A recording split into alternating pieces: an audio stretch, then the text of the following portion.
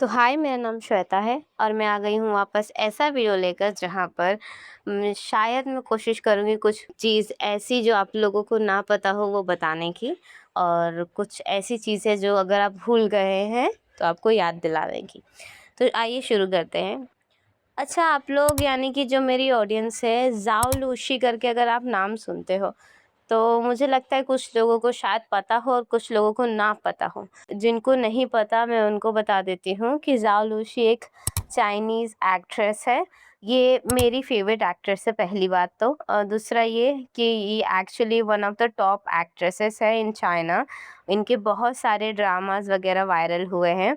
लेकिन सबसे बड़ा ब्रेक थ्रू इनके करियर में तब आया था, और वो चीज़ देखकर मुझे खुद इतना ज़्यादा बुरा लगा था कि यार इनके साथ ऐसा कैसे हो गया और किसने किया। जब वो वीडियो वायरल हुआ था जो 18 दिसंबर 2024 में आया था, जहाँ पर जो हमारी ज़ाओ लूशी हैं वो व्हील चेयर पे दिखी थी। ये चीज़ तो मैंने यूट्यूब पे देखी थी, पर सच में मुझे इतना ज़्यादा शॉक लगा था कि ये हुआ कैसे। तो बिना कुछ देरी किए आइए शुरू करते हैं। तो ये बात 18 दिसंबर 2024 चाइना के शंघाई से एक वीडियो इंटरनेट पर अपलोड होती है। सिर्फ कुछ ही घंटों में वो वीडियो मिलियंस ऑफ लोगों तक पहुंच जाती है। वीडियो में दिख रही थी चाइनीज एक्ट्रेस जाओ लूशी, लेकिन ये वही चेयरफुल और एनर्जेटिक जाओ लूशी नहीं थी जिसे दुनिया हिडन लव, एक ड्रामा है जो कि बहुत ज़्यादा पॉपुलर है, मैंने भी देखा है, और लव लाइक द गैलेक्सी में दिख चुकी हैं। इस बार वो व्हीलचेयर पर थी, इतनी वीक कि खुद से प्रॉपर्ली बैठ भी नहीं पा रही थी। उनके लेग्स ट्रेम्बल कर रहे थे, यानी कि बोलते हैं ना कँपकपाना, कँपकपा रहे थे। उन्हें चलने के लिए सपोर्ट चाहिए था और उनकी कंडीशन देखकर फैंस कंप्लीटली शॉक थे, जैसे कि मैं थी। एक ही क्वेश्चन हर जगह पूछा जा रहा था कि आखिर हुआ क्या ज़ाओ लुशी के साथ? तो इनिशियली मैं बात करूँ, किसी के पास कोई क्लियर आंसर नहीं था। ना स्टूडियो ने डिटेल स्टेटमेंट दिया, ना डॉक्टर्स की तरफ से कोई ऑफिशियल मेडिकल रिपोर्ट पब्लिक हुई। और जब इन्फॉर्मेशन कम होती है ना, तब रूमर्स बहुत फास्ट स्प्रेड होते हैं, सच में। कुछ लोग कह रहे थे कि जाओ ओवरवर्क की वजह से कोलैप्स हुई है। कुछ का मानना था कि उनकी मेंटल हेल्थ काफ़ी टाइम से डिटीरियोरेट हो रही थी। कुछ लोग न्यूरोलॉजिकल इलनेस की बात कर रहे थे, और सोशल मीडिया पर एक और थियरी रैपिडली वायरल होने लगी थी कि चाइनीज़ एंटरटेनमेंट इंडस्ट्री जो है ना, वो कितना ज़्यादा प्रेशर डालती है अपने एक्ट्रेसेस पे या फिर एक्टर पे। लेकिन सवाल ये है, क्या ये सिर्फ इंटरनेट की थ्योरी थी या सच में इसके पीछे कुछ और था? और सबसे इम्पोर्टेंट क्वेश्चन, क्या ज़ाओ लुशी का केस सिर्फ एक एक्ट्रेस की हेल्थ इमरजेंसी थी या फिर एक ऐसी इंडस्ट्री का डार्क साइड जो सालों से लोग इग्नोर करते आ रहे हैं?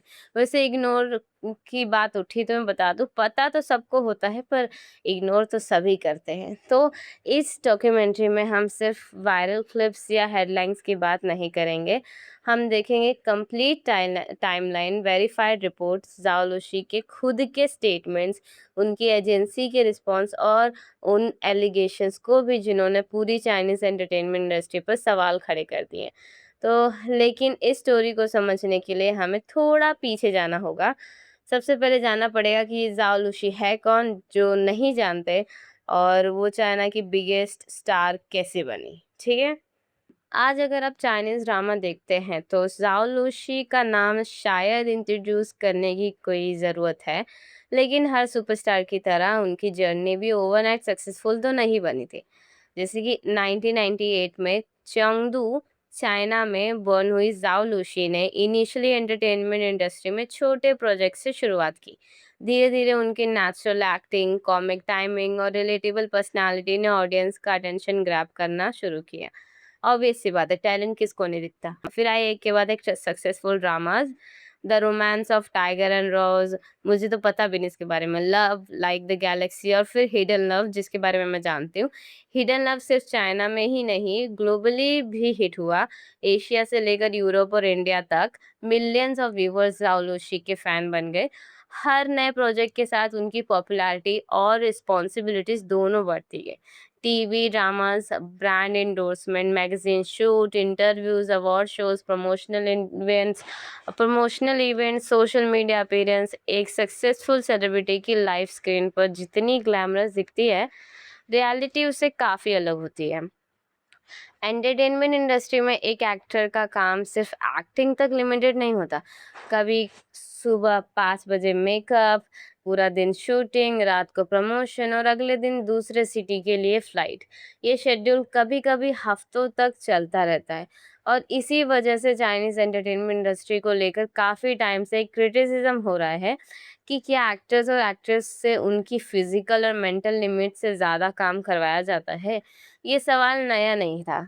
2019 में एक्टर गॉडफ्री गाओ की रियलिटी शो की शूटिंग के दौरान कोलैप्स होने के बाद पूरी इंडस्ट्री के working hours per serious questions उठने लगे थे।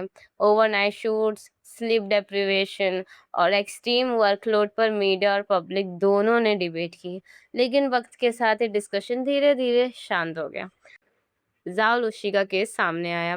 एक बार फिर वही सवाल उठने लगे, क्या एंटरटेनमेंट इंडस्ट्री सच में अपने स्टार से बहुत ज़्यादा एक्सपेक्ट करती है? लेकिन जाओ के केस में सबसे शॉकिंग बात सिर्फ उनका हॉस्पिटल जाना नहीं था, बल्कि उनकी कंडीशन थी। जो वीडियोस इंटरनेट पर वायरल हुई, उन्होंने लोगों को हिला कर रख दिया था एज यूजुअल।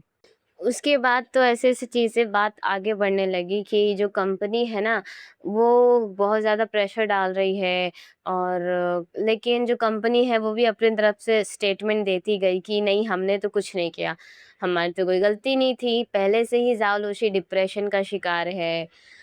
फिर सबसे बड़ा खुलासा कब हुआ पता है? रिसेंटली, रिसेंटली मतलब इतना भी रिसेंटली नहीं, लेकिन बोल सकते हैं ये इंसिडेंट 2024 में हुआ था ना, तो 2024, 25 या 26 के ऐसे ही कोई बीच में, 26 तो अभी चल रहा है। ज़ाओ लुशी एक लाइव पे अपना लाइव जो करते हैं ना एक्ट्रेस लोग, उस पे ऐसा बात उठने लगा था, तो उन्होंने बताना चालू किया कि आखिर उनके साथ हुआ क्या था।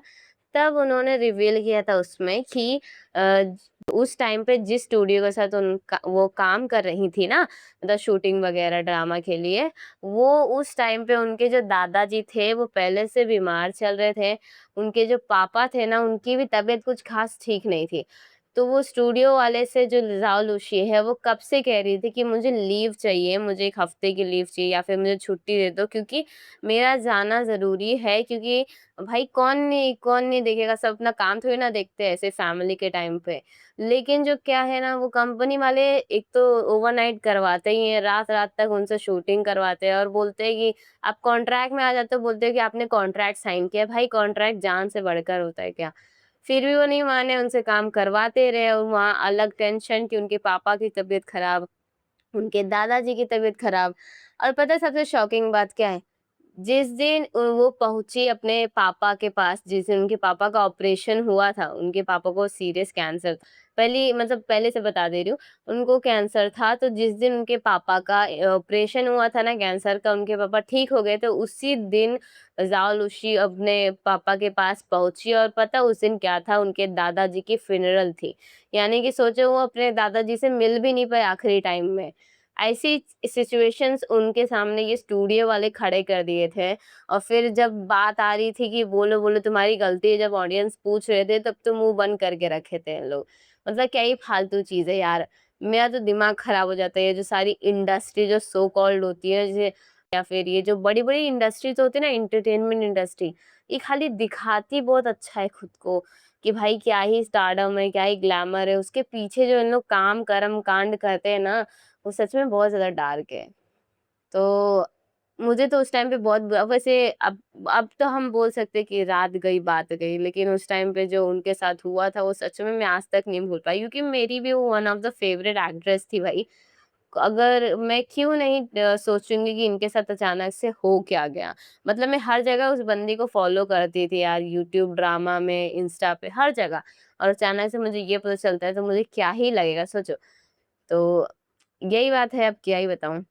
हाँ, अगर आपको ऐसी वीडियोज़ देखना पसंद है ना, जहाँ पे मैं कुछ चाइनीज़, कुछ के-पॉप रिलेटेड, कुछ अगर मैं चाहूँ तो मैं जापानीज़ रिलेटेड, जो कि मेरा इंटरेस्ट है, उन सारे टॉपिक्स रिलेटेड के-पॉप, सी-ड्रामा, ड्रामा से रिलेटेड अगर ऐसी कोई बात आप सुनना पसंद करते हैं, तो इस चैनल को कर देना सब्सक्राइब।